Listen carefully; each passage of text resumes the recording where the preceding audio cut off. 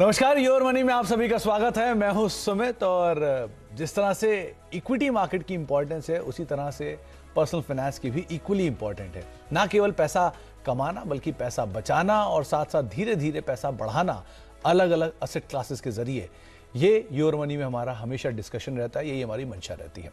तो आज हम बातचीत करेंगे म्यूचुअल फंड को लेकर, किस तरह से म्यूचुअल फंड के जरिए या फिर कैसे निवेश होना चाहिए, किन किन बातों का आप ध्यान रखेंगे और साथ ही साथ म्यूचुअल फंड से जुड़े हुए आपके सवालों पर भी हम चर्चा करेंगे। और आज आपके सवालों के जवाब देने के लिए हमारे साथ हेमंत सर मौजूद रहेंगे। हेमंत रुस्तगी हैं, CEO wise invest private limited के। हेमंत सर से हम बातचीत करेंगे अलग अलग फंड्स को लेकर, आपकी रणनीति को लेकर, सही तरीके को लेकर, कैसे चुनाव करें, इन सब पर भी और आपके सवालों पर भी।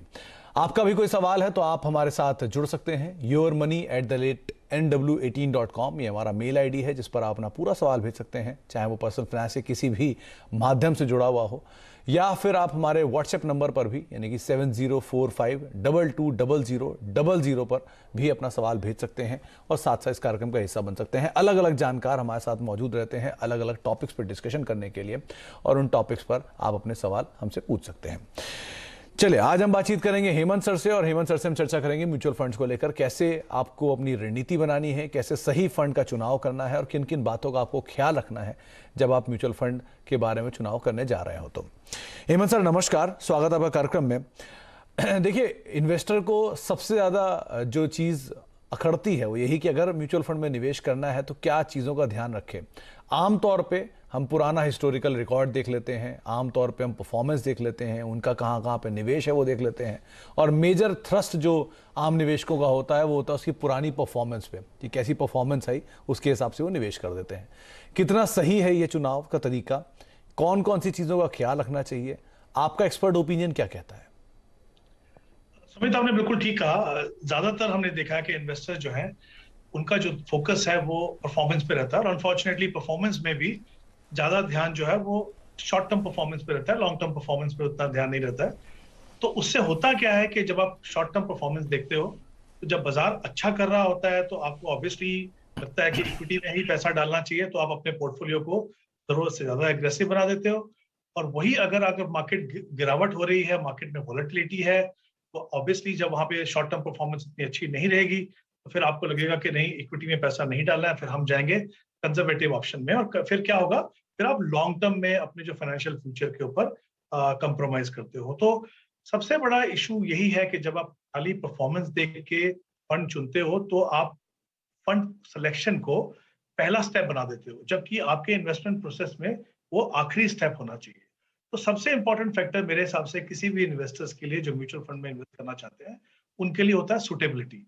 अब सुटेबिलिटी यानी कौन से फंड उनके लिए सही रहेंगे और उसको चुनने के लिए एक प्रोसेस आपको फॉलो करना पड़ता है। तो वो प्रोसेस बहुत ही सिंपल है, थोड़ा सा इलेबोरेट है।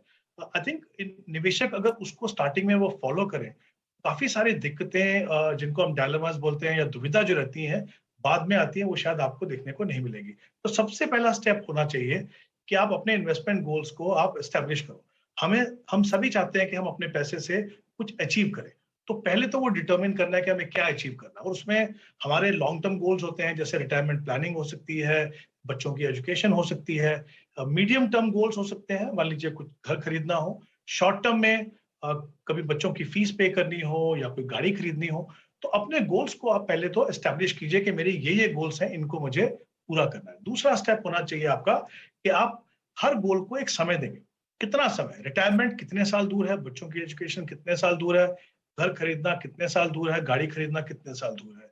जब आप ऐसा करते हैं तो आपको पता चलता है कि किस तरह का इन्वेस्टमेंट आपको बिल्कुल सूटेबल रहेगा। यानी जब आप लॉन्ग टर्म के लिए इन्वेस्ट कर रहे हो और सिस्टमैटिकली अगर आप इन्वेस्ट कर रहे हो तो आपको पता है कि आप रिस्क लेने की पोजीशन में हो। इसका मतलब आपका जो फोकस है वो ऐसी एसेट क्लास पे होना चाहिए जो एक तरफ इन्फ्लेशन को बीट करे, दूसरा वॉलेटाइल हो, लेकिन क्योंकि आप डिसिप्लिन तरीके से इन्वेस्ट करते हो तो आपको सही रिटर्न मिले। तो फिर आप क्या करेंगे, आप लॉन्ग टर्म का पैसा इक्विटी में डालेंगे। मीडियम टर्म में आपकी क्या ऑप्शन है, आप दोनों चीज चाहते हो, ग्रोथ भी चाहते हो, सेफ्टी भी चाहते हो, तो वहां पे एक हाइब्रिड तरह का पोर्टफोलियो बनेगा। शॉर्ट टर्म में क्योंकि कैपिटल सेफ्टी ज्यादा इंपॉर्टेंट है, इन्फ्लेशन उतना बड़ा रिस्क नहीं है, तो आपका पूरा फोकस जो है वो डेट के ऊपर रहेगा। तो देखिए, जब आप ये प्रोसेस को फॉलो करते हो तो आप एसेट एलोकेशन अपना बना पाते हो। और ये प्रूवन है बहुत सारी स्टडीज में कि 90% जो रिटर्न आपके आते हैं वो आपके एसेट एलोकेशन से आते हैं। तो जब आपने ये स्टेप ले लिया तो आपको पता है कि लॉन्ग टर्म का पैसा इक्विटी में गया तो फिर वॉलेटिलिटी से आप डरेंगे नहीं। तो एक तो ये एसेट एलोकेशन बनाएगी। उसके बाद नेक्स्ट स्टेप आना चाहिए कि जो आपने एसेट क्लासेस चुनी है उनको किस फंड के द्वारा आप बेस्ट पोटेंशियल आप ले सकते हो। तो फिर नेक्स्ट स्टेप आता है आपका फंड्स। और फंड्स में भी आपको उन ऑप्शंस को देखना है जहां पे रिटर्न जो है वो टैक्स एफिशिएंट हो, क्योंकि टैक्स एफिशिएंसी जो रिटर्न की है वो ये डिटरमिन करेगी कि जितने रिटर्न है उसमें से कितना हिस्सा आपको रहेगा, कितना सरकार के पास जाएगा। तो आई थिंक ये एक प्रोसेस है, जैसा मैंने पहले कहा, शायद इलेबोरेट लगता है, बहुत बहुत ही सिंपल प्रोसेस है। डिसिप्लिन की जरूरत है, यहाँ से शुरुआत कीजिए। मुझे लगता है जिस तरह का आपको फायदा म्यूचुअल फंड की इन्वेस्टमेंट से समय समय पे होना चाहिए वो आपको देखने को मिलेगा। अच्छा, हेमंत सर से हम आगे फंड्स तो पूछेंगे ही, क्योंकि अब उन्होंने फंड्स का नाम लिया है तो उनसे बात होगी ही कौन कौन से फंड्स हमें चुनने चाहिए। लेकिन हेमंत सर, दूसरा एक सवाल और आमतौर पे पूछा जाता है, इक्विटी में 3-4 तरह के फंड ले लिए, गोल्ड में 1-2 तरह के फंड ले लिए, डेट के 1-2 तरह के फंड ले लिए, टैक्स सेवर भी 2-3 ऐड कर लिए, तो क्या आइडियल नंबर होना चाहिए, कितने फंड्स ऐड करने चाहिए, किस तरह के लोकेशन करना चाहिए? दोस्त ने बोला वो फंड ले लिया, किसी एजेंट ने बोला वो फंड भी ले लिया, तो कोई एक नंबर होना चाहिए क्या, कहीं पे जाके थमना है, या एक आइडियल सिचुएशन पोर्टफोलियो के इतने ही फंड होने चाहिए, इतनी इक्विटी, इतना डेट, इतना गोल्ड, इतना टैक्स सेवर, कोई एक रेशियो है क्या? नहीं सुमित, ऐसा कोई आइडियल नंबर नहीं है कि हम कहें कि भाई 8 या 10 फंड आपके पोर्टफोलियो में होना चाहिए। अगर ऐसा पोर्टफोलियो बनाओगे तो आपका पोर्टफोलियो बहुत ही अच्छा बनेगा, ऐसा नहीं होता है। हाँ, लेकिन एक चीज का हमें ध्यान रखना है कि म्यूचुअल फंड खुद से एक डाइवर्सिफाइड इन्वेस्टमेंट व्हीकल, यानी अगर आप 10,000 रुपए भी अगर म्यूचुअल फंड में इन्वेस्ट करते हो, अगर हम इक्विटी फंड की बात करें तो आपका पैसा जो है वो 40 से 50 स्टॉक में इन्वेस्ट होता है, 10 से 12 जो सेक्टर्स हैं उनमें इन्वेस्ट होता है। और अगर आप 2 या 3 फंड में पैसा लगाते हो तो डिफरेंट इन्वेस्टमेंट स्ट्रैटेजीज और फिलोसफीज का आपको फायदा होता है। तो आई थिंक ये हमेशा ध्यान रखना है, ये सोचना कि बहुत सारे फंड रखेंगे तो हमें अच्छा डाइवर्सिफिकेशन मिलेगा, वो कहीं ना कहीं ओवर डाइवर्सिफिकेशन होता है। और होता क्या है, जब आप एक जैसे फंड बना लेते हो तो आपको 10 फंड होने के बावजूद भी आपको जिस तरह का डाइवर्सिफिकेशन हो वैसा नहीं मिलता। लेकिन ये भी सोचना गलत है कि पूरे पोर्टफोलियो में सिर्फ 4 या 5 फंड हो।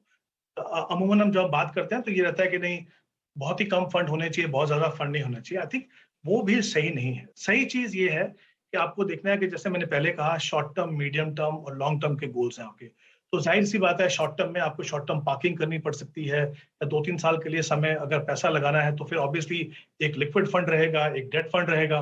मीडियम टर्म में डिपेंडिंग ऑन आपका रिस्क प्रोफाइल क्या है, कितना समय है, अलग अलग तरह के फंड है, इक्विटी सेविंग है, बैलेंस एडवांटेज है, एग्रेसिव हाइब्रिड है।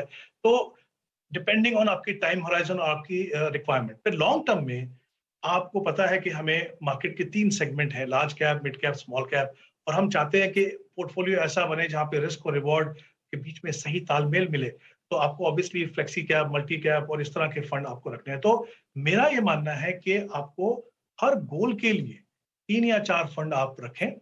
अगर ज्यादा बड़ा टारगेट है, ज्यादा बड़ा इन्वेस्टमेंट, तो कोई बात नहीं, 1-2 फंड आप और भी ऐड कर सकते हो। तो आई थिंक फोकस होना चाहिए गोल वाइज, ना कि ओवरऑल पोर्टफोलियो में। मान लीजिए बढ़ते बाजार जब इंटरेस्ट रेट बढ़ते हैं तो एक फिक्स मेच्योरिटी प्लान्स हैं या टारगेट मेच्योरिटी फंड जो है, इस तरह के जो फंड्स हैं वो ऑब्वियसली नंबर ऑफ फंड्स को बढ़ाएंगे, लेकिन उससे घबराना नहीं है। जैसा मैंने कहा, गोल के हिसाब से रखिए। रिटायरमेंट के लिए अगर 10,000 की इन्वेस्टमेंट है, 10 फंड रखेंगे तो वो गलत है। आई थिंक वहां पे आपको 3 या 4 फंड रखने हैं। तो गोल वाइज अपने फंड को टारगेट कीजिए, ना कि ओवरऑल पोर्टफोलियो। सर ने बिल्कुल सही बात बोली, हमेशा हर चीज में ही आपको वैसे अपने गोल पे ही फोकस करना चाहिए।